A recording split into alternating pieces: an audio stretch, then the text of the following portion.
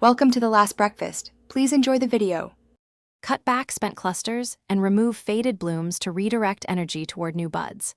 After flowering, prune stems to a length that leaves 6 to 8 healthy leaves.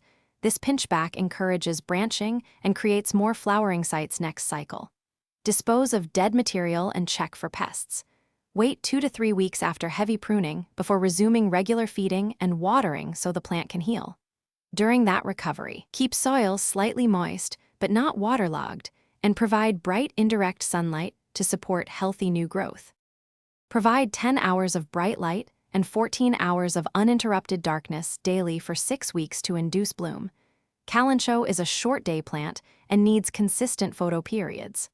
Place the plant where nights are cool or move it to an area at about 50 to 55 degrees F, 10 to 13 degrees C, for stronger bud set. Avoid artificial light leaks during the 14 hours of darkness to prevent bloom failure.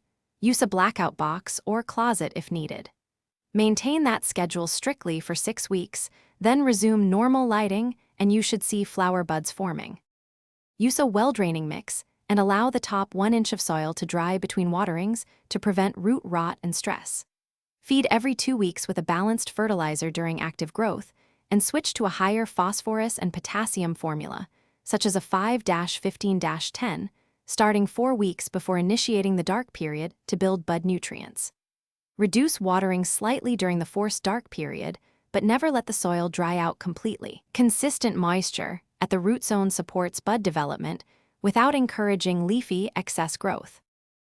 Thanks for watching. If this was helpful, leave a like and consider subscribing. See you next time.